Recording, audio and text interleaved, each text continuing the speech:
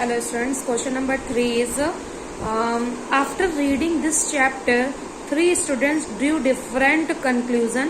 इस चैप्टर को पढ़ने के बाद 3 स्टूडेंट है जो डिस्कशन कर रहे हैं, अपने अलग अलग कंक्लूजन में आए हैं. Which of this do you agree, कौन सा ऐसा है जिससे आप एग्री हो एंड वाई, क्यों हो. Give your reason in about 50 words. आपको 50 वर्ड्स में आपको आंसर देना है. 3 फ्रेंड है.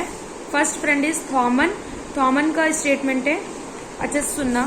Power sharing is necessary only in societies.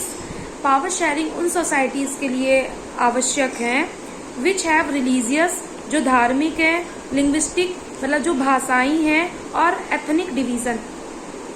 Religious में आप देखते हो कि कौन कौन सा रिलीजियस, जैसे साउदर्न के इंडिया के साउदर्न पार्ट में मोस्टली कंट्रीज है जो रिलीजियस और लिंग्विस्टिक दोनों में आती है. वेस्ट बंगाल भी लिंग्विस्टिक में आता है आपका, महाराष्ट्र भी लिंग्विस्टिक में आता है.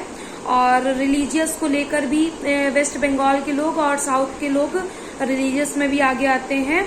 और एथनिक डिवीजन जैसे कुछ है, जैसे यूपी में ही ले लो तो यूपी में आपका उत्तराखंड का एक एथनिक डिवीजन हो गया कि नहीं. बिहार में भी, बिहार को भी झारखंड को अलग कर दिया गया था. तो उसमें एथनिक डिवीजन्स में कुछ ऐसी भी चीज आ रही है जिनको हमें करना जरूरी हो रहता है. लाइक उत्तराखंड में बहुत ज्यादा वो नेचुरल चीजें थी, मतलब पहाड़ भी थे, बहुत ज्यादा रिवर्स भी थी, तो कहीं टूटते थे तो बहुत सारे डिजास्टर्स आते थे.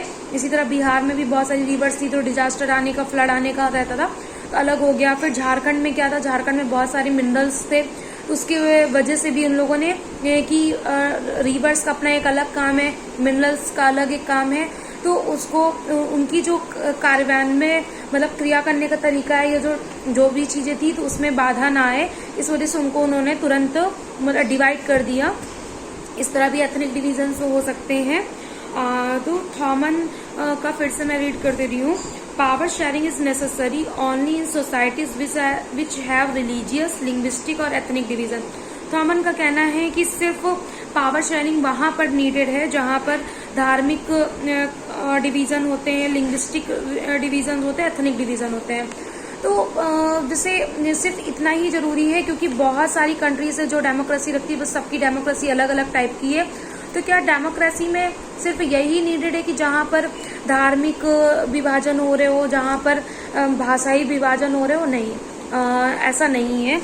सेकंड है मैथई का कहना है power sharing is suitable only for big countries that have religious division. तो ना तो बेल्जियम इतनी बड़ी कंट्री थी और ना ही श्रीलंका इतनी बड़ी कंट्री है, फिर वहां पे क्यों पावर शेयरिंग की नीड पड़ गई? तो ये तो बिल्कुल गलत हुआ कि इंडिया जैसे लाइक बहुत बड़ी कंट्री है, चाइना में तो है ही नहीं डेमोक्रेसी. तो इनका कहना है कि सिर्फ जो बहुत ही बड़ी कंट्री है, बिग कंट्री से पॉपुलेटेड कंट्री है, सिर्फ वहां पर ही पावर शेयरिंग की नीड है. तो ऐसा नहीं है, क्योंकि आपको आपकी बुक में ही 2 एग्जाम्पल दिए गए हैं, एक श्रीलंका का और एक बेल्जियम का, जो बहुत ही छोटी कंट्रीज थी. अब आते हैं ऑसेफ का स्टेटमेंट है every society needs some form of power sharing. वो किसी भी तरह की सोसाइटी हो, छोटी हो, बड़ी हो, लिंग्विस्टिक डिवीजन हो, आपका रिलीजियस हो, एथनिक डिवीजन, कुछ भी टाइप का हो, अगर वहाँ डेमोक्रेसी है इसका मतलब है कि वहाँ पर पावर शेयरिंग की नीड है. Even if it is small, चाहे वो छोटी हो, does not have social division, और वहाँ पर सोशल डिवीजन ना हो.